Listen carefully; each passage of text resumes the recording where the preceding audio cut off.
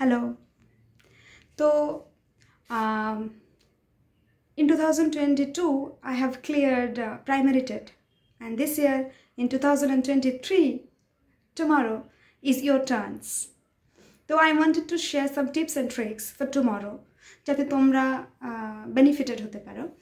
So, what I have done, যেমন ধরো first তুমি চাইল্ড সাইকোলজি অ্যান্ড পেডাগোগিতে যদি যাও, অপশনসগুলো খুব কাছাকাছি থাকে, মানে আনসারের জন্য যে অপশনসগুলো থাকে খুব কাছাকাছি থাকে। তো তুমি যদি খুব কনফিউজড হয়ে যাও, ধরতে না পারো যে কোনটা আনসার হবে, সেক্ষেত্রে তুমি কি করতে পারো, এলিমিনেশন প্রসেসে যাও, মানে যেটা মনে হচ্ছে একদমই হবে না সেটাকে কেটে দাও।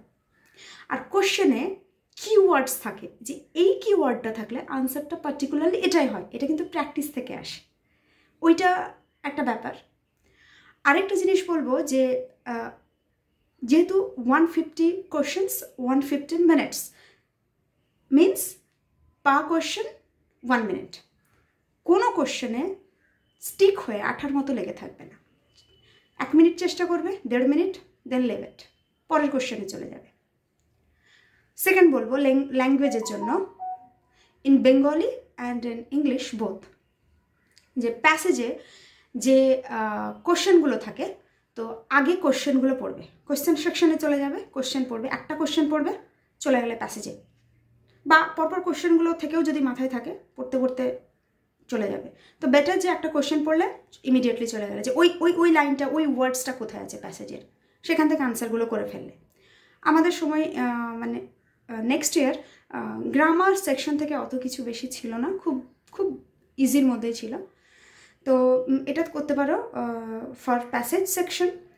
আর ম্যাথের জন্য যে আর্টসের স্টুডেন্টরা আমরা ভাবি যে ম্যাথে সময় নষ্ট করবো না, বাট আমি বলি যারা একটু ম্যাথও পারো তারা যদি কিছুটাও অন্তত ম্যাথ দেখে যাও, বেসিক্স কিছু, সেটাও কিন্তু তোমার নাম্বার টোটালে ইনক্রিজ করবে। তুমি যদি 10 পাও বা 7 পাও বা 13 পাও বা 14 পাও, সেটাও কিন্তু বেটার ওভারঅল পার্সেন্টেজের জন্য, একদম 0 পাওয়ার থেকে।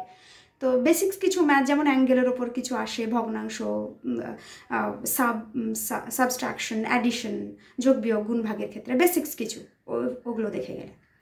ইভিএসের ক্ষেত্রে বলবো যে ইভিএসে যেটা হতো যে ওটা ইনফরমেটিভ, তোমাকে আনসারটা সঠিক জানতে হবে, চাইল্ড সাইকোলজির মতো কাছাকাছি নয়, তোমাকে ওটা ইনফরমেটিভ বেশি। ডেটসগুলো খুব মনে রাখতে হবে, ডেটসগুলো, এবার ডেটস মনে রাখারও গল্প করে তুমি মনে রাখতে পারো, যে সেটা একটা আলাদা সেকশন, ওটা নিয়ে আমার ভিডিও বানানোর আছে। আর মোটামুটি সব বললাম। তো এলিমিনেশন প্রসেস দিয়ে তুমি করতে পারে। আরেকটা কথা আমি যেটা বলবো, যে ধরো তুমি অঙ্কে খুব ভালো, কিন্তু পরীক্ষায় গিয়ে কোনো একটা কোশ্চেনের আনসার তুমি করতে ওখানে 10 মিনিটস লাগিয়ে দিচ্ছ, সেটা করার পরও তুমি 1 নম্বর পাবে, এবং এই 10 মিনিটসের জন্য হয়তো তুমি আরও 10খানা কোশ্চেন ঠিকঠাক অ্যাটেন্ড করতে পারলে না। তো বেটারকে তুমি লিভ করে দাও, ইগোতে নেবে না যে আমি কেন পারছি না, কারণ ইটস আ কম্পিটিটিভ এক্সাম, যেটা আমরা ভুল করে থাকি। আমরা প্রথমে কী ভাবি, আমরা যেহেতু গ্র্যাজুয়েট করে আসি, আমরা ওই মাইন্ডসেটেই থাকি যে আমরা ক্রোনোলজিক্যালি যাব, আমরা পরপর করব। ব্যাপারটা এটা নয়, একটা পার্সেন্টেজ আছে যে এত পার্সেন্ট পেলে আমি পাশ করবো এই পরীক্ষায়, তো আগে সিকিউর করো ওই নাম্বারগুলো।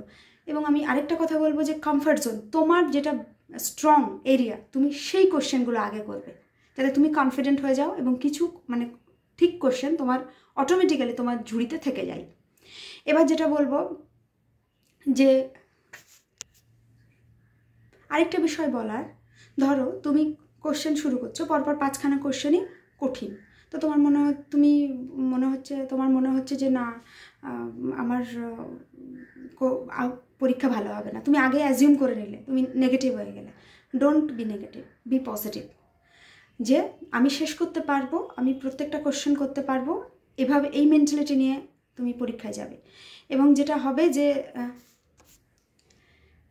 কিন্তু 5খানা কঠিন কোশ্চেনের পর দেখবে যে সহজ 5খানা আসছে।